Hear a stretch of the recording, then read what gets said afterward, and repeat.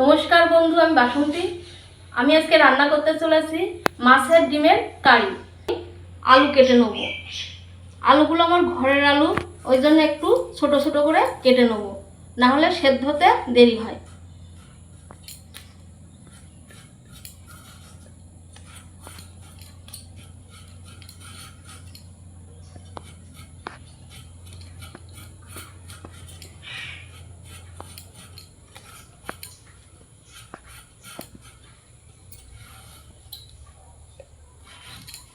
এই যে আমি এইভাবে কেটে নিয়েছি।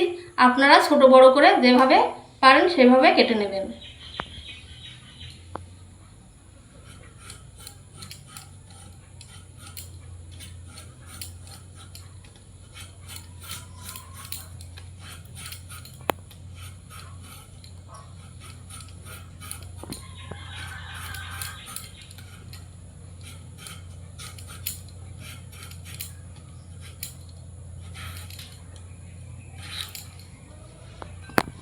আমার আলুগুলো সব কাটা হয়ে গেছে।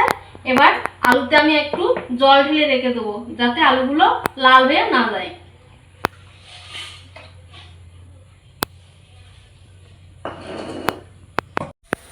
আমি মাছের ডিমটা সেদ্ধ করার জন্য কড়াইতে জল দিয়ে নিচ্ছি, নিয়ে একটু হালকা সেদ্ধ করে নেব, তাতে মাছের আষ্টে গন্ধটা চলে যাবে। আমার এটা রুই মাছের ডিম 150 গ্রাম মতন আছে। এটাকে আমি ভালোভাবে এবার একটু সেদ্ধ করে নেব। এই গরম জল বসিয়েছি, এতে হাফ চামচ মতন নুন দেব,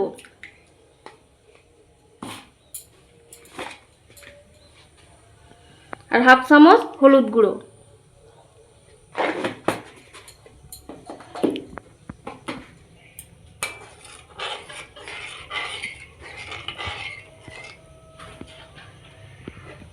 এই ডিমটাকে আস্তে আস্তে দিয়ে দেব, দিয়ে বেশি নাড়াচাড়া করব না, আস্তে একটু নেড়ে দেবো। আমার হয়ে গেছে, এবার আমি ছেঁকে তুলে নেব।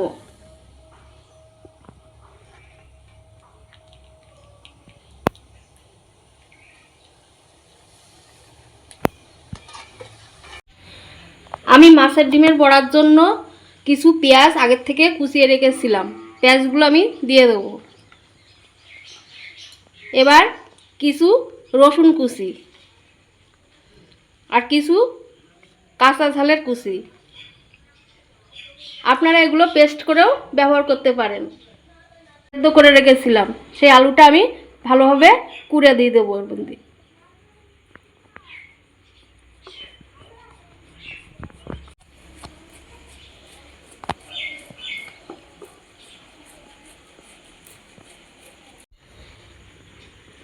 এই আমার আলু কুড়াটা হয়ে গেছে।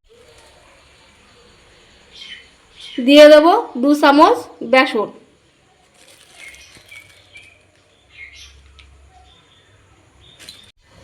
দিয়ে দেবো স্বাদ মতন নুন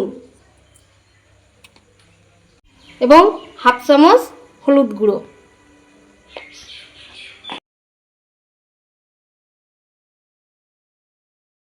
আপনাদের রান্নাঘরের সামান্য উপকরণ দিয়েই এইটা করে নিতে পারেন।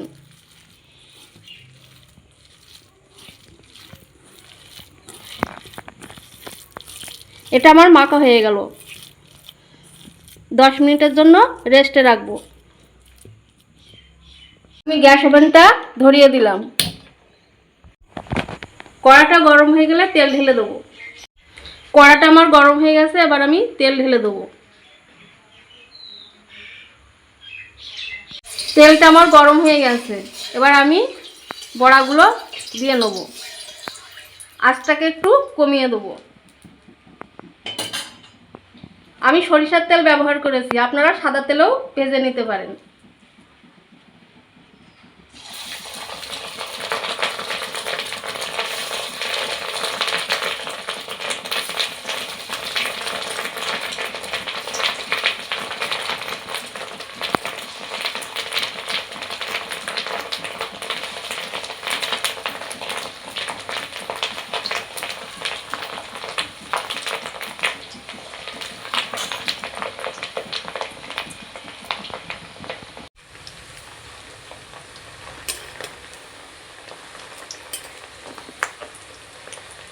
এর লো আছে, আস্তে আস্তে ভেজে নিতে হবে ভালো করে, না হলে ভিতরে কাঁচা থেকে যাবে।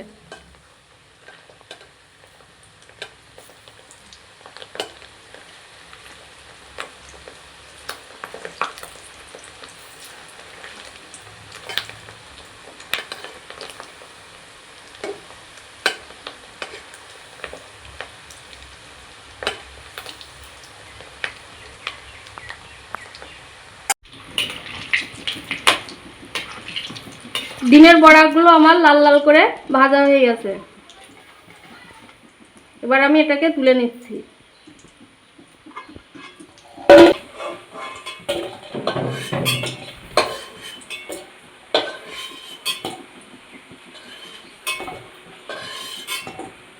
এবার আমি আলুগুলো ভেজে নেব। আলুগুলো আমি আগের থেকে ধুয়ে নিয়েছিলাম।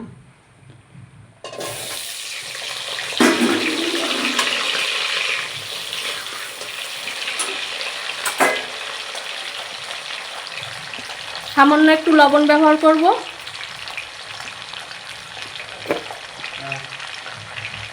আর একটু হলুদ গুঁড়ো। এটাকে আমি লাল লাল করে ভেজে নেব।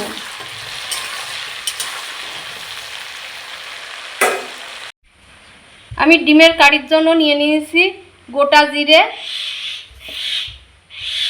গোটা ধনে, রসুন, কুচি আদা, 5-6টা শুকনো ঝাল, 20টা মতন গোলমরিচ ও কিছু গরম মশলা। গুঁড়ো মশলাও ব্যবহার করতে পারেন। এবার একটু জল দিয়ে নিলাম। মিক্সারে পেস্ট করে নেব।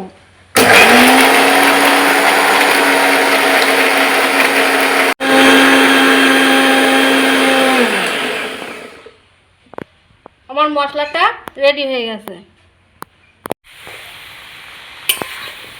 আমার আলুটা ভাজা হয়ে গেছে, এবার আমি তুলে নেব।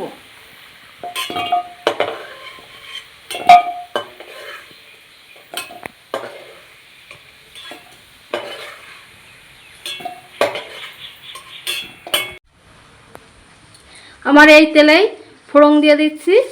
একটা শুকনো ঝাল 2 টুকরো করে ছিঁড়ে দিচ্ছি এবং কিছু কালো জিরে দিয়ে দিচ্ছি। আগের থেকে কেটে রেখেছিলাম কিছু পেঁয়াজ কুচি দিয়ে দিচ্ছি।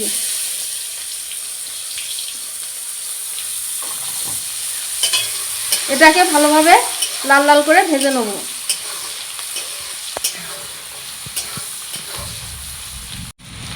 এতে 3 টুকরো ঝাল চিড়ে রেখেছিলাম, সেটাও দিয়ে দিচ্ছি।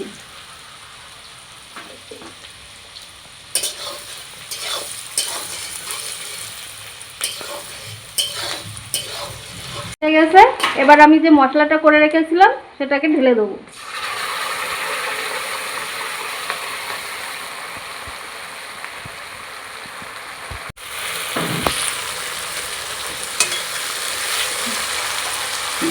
মিক্সার বাটি দিয়ে একটু জল দিয়ে দেবো। এবার মশলাটাকে ভালো করে কষে নেব। কষা হয়ে গেছে, এই দেখেন তেল ছেড়ে দিয়েছে। এবার এর ভিতরে আমি ভাজা আলুগুলো ঢেলে দেবো। আলুটাকে আমি খানিক কষে নেব।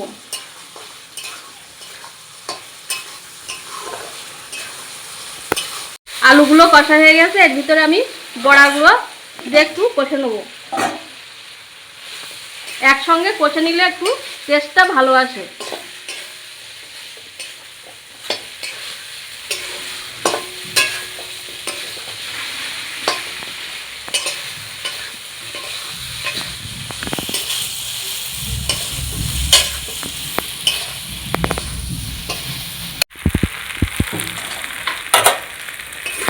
আমার কষা হয়ে গেছে, এবার আমি জল ঢেলে দেবো। আমি 1 গ্লাস জল ঢেলে দিলাম।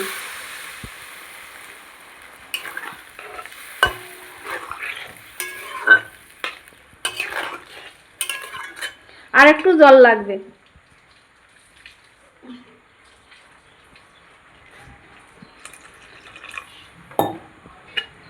একটু বেশি করে না দিলে বড়াই ঝোল টানবে।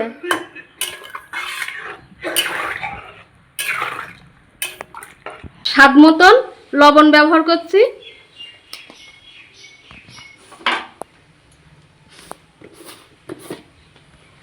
আর হাফ চামচ হলুদ গুঁড়ো। আমি 5 মিনিটের জন্য ঢাকা দিয়ে দেবো। জন্য ঢেকে দিয়েছিলাম, এবার দেখবো আলুগুলো সেদ্ধ হয়ে গেছে কিনা।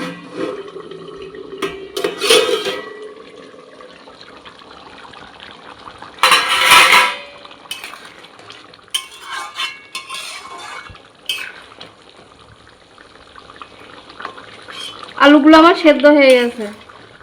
আপনারা একটু চেখে দেখবেন যে নুন ঝাল ঠিক আছে কিনা।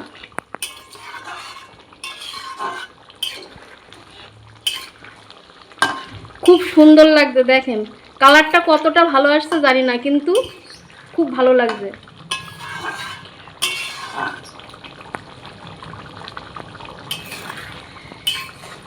এত সুন্দর গন্ধ আসছে। আমার মাছের ডিমের কারি রেডি। এটাকে আমি এবার নামিয়ে নেব।